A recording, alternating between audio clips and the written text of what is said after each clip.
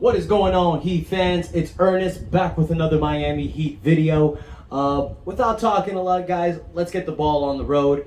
We're going to talk a little bit about how the Miami Heat done these last 4 games ever since I posted the last video with our back-to-back games against the Washington Wizards.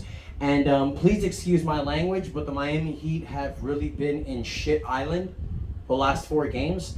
We are sitting in mediocrity, and that's just a fact. Ever since we've started 6-1, we've pretty much gone 500. And a real reason why is because of these injuries that we've been having.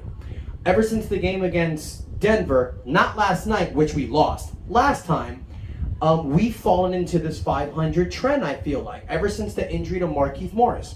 Markieff has been out. Tyler's been out some games.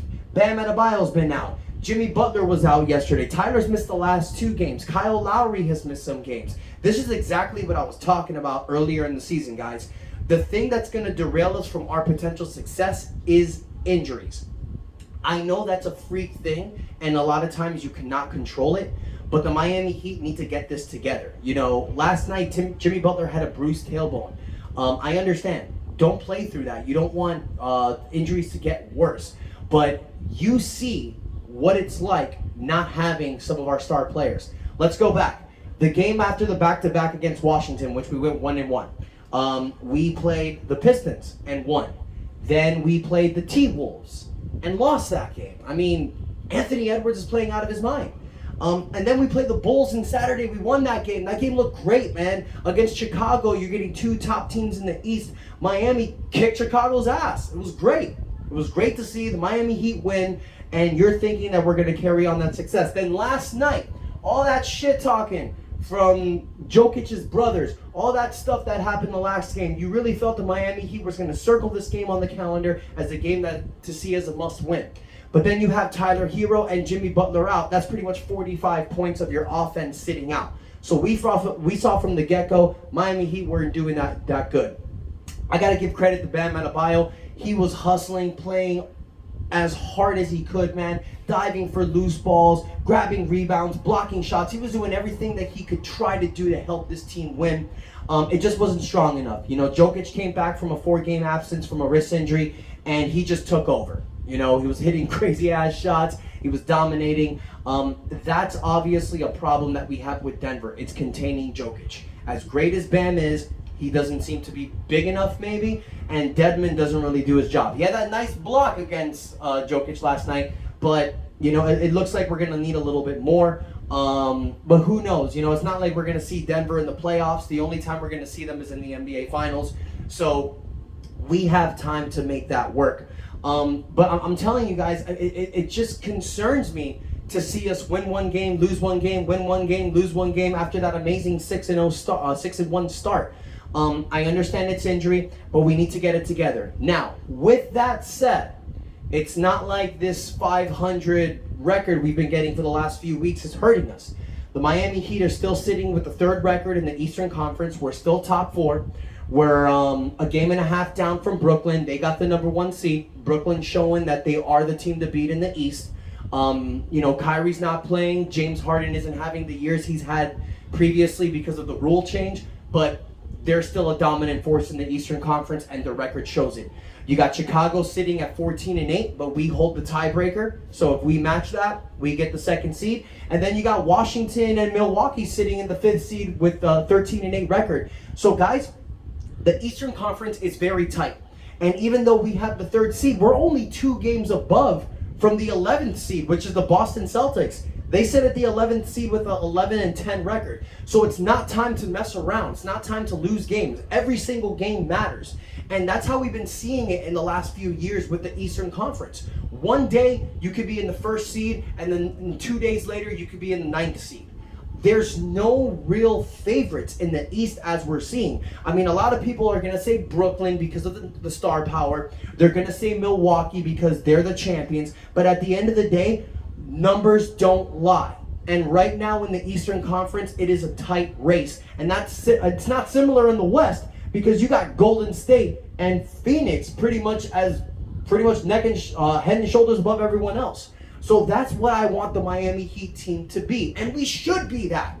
Honestly, guys, I don't see why the Miami Heat shouldn't have a record of like 16-5 or 17-4. It's because of these games that we've had without Bam, without Kyle, without Jimmy, that's hurting us. This has been a problem for the Miami Heat since the Big Three era. Ever since LeBron left here, it's like we've been cursed with injuries. None of our star players can play full season games. I understand that. I get it. But it's just Miami Heat luck, man. I guess, the basketball gods saw that we won so much the last few years, they had to halt it or something, man. I don't know. This is Miami Heat fan talking, man. I'm not trying to think, on the right side. This is crazy. We dominate and we win great games against great teams, and then we lose to teams that are like 500 or less than 500. It's so weird, man. The Miami Heat need to keep that competitive level, culture drive play that they play in every single game, man. Dive for loose ball rebounds. Do what you got to do. I got to give credit to our bench players, man. Gabe Vincent, Max Strus, Caleb Martin, Dwayne Dedmon. These guys are stepping up and doing things that are necessary to win. Gabe Vincent had that game against Chicago where he dropped 20 points, man. And then the game before that, against Minnesota, he had, I believe, 18 points. So Gabe Vincent is showing what Miami Heat culture is all about. And guys, this isn't new for the Miami Heat. For you guys that have been fans for the Miami Heat, this goes back into the 90s with Isaac Austin. Then later on with Udonis Haslem, Bruce Bowen. The Miami Heat takes these undrafted players, these guys that really want it, that are hard, tough-nosed players, and they give them an opportunity, and it works. Duncan Robinson, Kendrick Nunn, who's not here anymore. You have a lot of guys that just come here, step up to the plate, and knock it out the park. I've said it before, and I'll say it again. This Miami Heat team turns good players into great players, and that's because of the culture mentality. But here's the thing about the culture mentality. You play hard.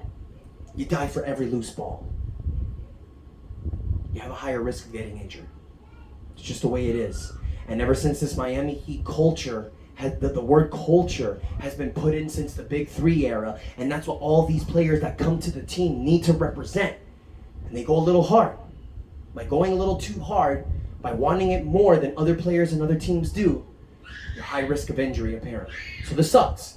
There's nothing you can do to fix injury. It just takes time to fix it. So all we can hope for is that the Miami Heat continue this path. I hope we don't do this 500 thing, where it's really something that you want to avoid, guys. This Miami Heat team has got to pull it out. Now, with that said, we have a lot of winnable games coming up.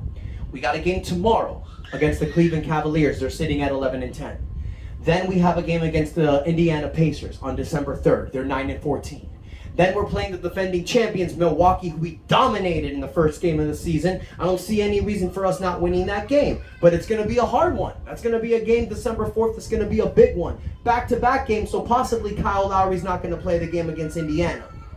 Then December 6th, we got Memphis, and then we got Milwaukee again on December 8th. So these next 5 games are big for the Miami Heat. I mean, I would love for us to go 4-1, but I think for us to keep the level that we're going at right now, 3-2 over the next 5 games is something that I think will keep us in the top 4. But you gotta try to win these games. And I know that's stupid to say that, it's an obvious thing, but this is important. I know it's early in the season, but every game matters at this point, because one day you're 3rd and the next day you could be 11th. So guys, I want to hear from you. What do you think? Are you pushing the panic button yet? Are you relaxed? Are you thinking that what we're doing is just good enough and we need to ride this momentum into the playoffs, and then when we're fully healthy, we will dominate like we truly should? I want to hear from you guys. Let me know what you think. But most importantly, guys, help me support this channel. Hit that like button like y'all been doing. Comment. Let me know your feedback. Share it on social media. And most importantly, hit that subscribe button. If you ain't hit it yet, I don't know what you're doing. Help your boy out. And until next time, it is Ernest, and that is enough said.